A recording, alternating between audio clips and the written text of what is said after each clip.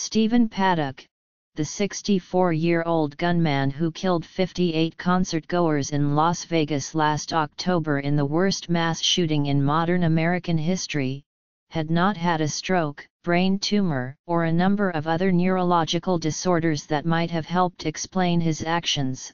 A recent autopsy and examination of the remains of his brain showed. Mr.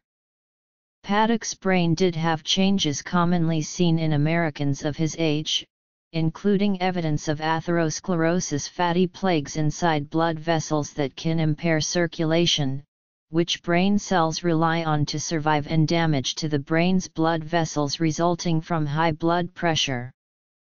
Also, scattered on the surfaces of his brain were an abnormally high number of tiny deposits that tend to increase with age and accompany some neurological diseases. The brain examination was conducted by Dr. Hans Vogel, the director of neuropathology at Stanford University. Dr. Vogel said he was able to perform an adequate evaluation, despite damage caused by Mr. Paddock's fatal, self-inflicted gunshot wound to the head. With a good deal of screening, I didn't see anything, he said, that could explain why Mr. Paddock became a calculating mass killer.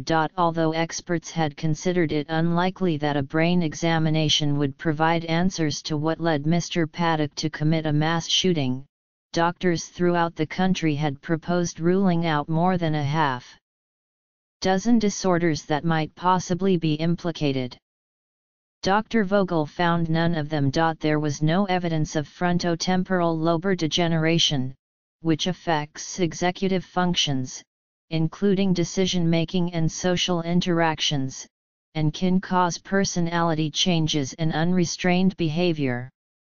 That disease would likely have been inconsistent with someone able to engage in meticulous planning. Mr. Paddock had complained to friends of feeling ill, in pain and fatigued, according to a preliminary report on the police investigation released last month.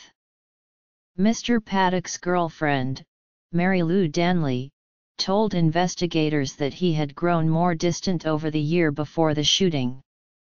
The law enforcement report described Mr. Paddock as germophobic and strongly reactive to smells. A primary care physician in Las Vegas who said he had been Mr. Paddock's doctor since 2009 and had last seen him as a patient roughly a year before the shooting told officials that he suspected Mr. Paddock had bipolar disorder. That psychological disorder, however, cannot be identified in a typical post-mortem examination of brain structures. And while some studies have shown that people with bipolar disorder are more likely to have a history of violent behavior than the general public, the majority of them do not, and the relationship between mental health and violence involves many other factors. The doctor, who was not named in the report, also described Mr. Paddock as having behaved oddly, showing little emotion and expressing fear of medications. Mr. Paddock had refused prescriptions for antidepressants, but the physician had prescribed anti-anxiety medicine for him. A toxicology report showed he did have anti-anxiety medication in his system, based on a test of his urine. It was no longer detectable in his blood, meaning it was not active. The autopsy, performed by the Clark County coroner, and its related reports were obtained by the New York Times on Friday, and were first reported on by the Las Vegas Review-Journal, which had gone to court with the Associated Press to secure their release. The examination showed that certain sections of Mr. Paddock's brain contained small spheres that can be seen when the tissue is treated with a stain. The structures, made up mostly of carbohydrates but also containing proteins and other components, are known as corpora amylacea. They studied parts of his hippocampus involved in learning and memory and the frontal lobes, among other areas. Most people would have them at that age, but not in that profusion, Dr. Vogel said. It's a striking exaggeration of an age-related finding.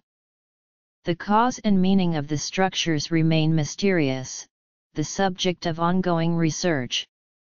They appear as people grow older and are found at greater density in the brains of patients with Alzheimer's disease, multiple sclerosis, and epilepsy, among other disorders.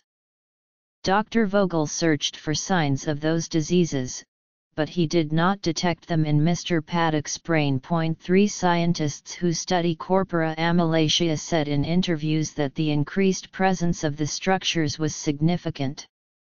If you have high numbers of these, something's not normal, said Troy Rahn, a professor of biology at Boise State University. Other scientists believe the structures are akin to waste baskets that contain remnants of broken down cells or even hazardous substances. Drive. Hyman Skipper, a professor of neurology at McGill University in Montreal, said his laboratory's studies have found evidence that corpora amylaceae can result from the damage caused by unstable molecules known as free radicals, which can be unleashed by various stressors. It's telling you something and it could be very important, Dr. Skipper said of the finding in Mr. Paddock's brain. Even so, Dr. Vogel, the Stanford neuropathologist, said the results of his examination should reassure the public that Mr. Paddock's doctors had not missed diagnosing a tumor or other major brain disorder that could have been treated. The Clark County Coroner's Office had sent 129 brains to Stanford for examination before Mr. Paddock's.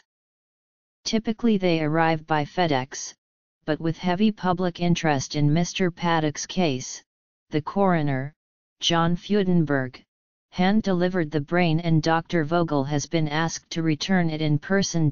Eric Paddock, the gunman's brother, who also received a copy of the reports, said they did not provide answers to the fundamental question of what drove his brother to his deadly actions. Still, he said, I'm glad to have this closed out.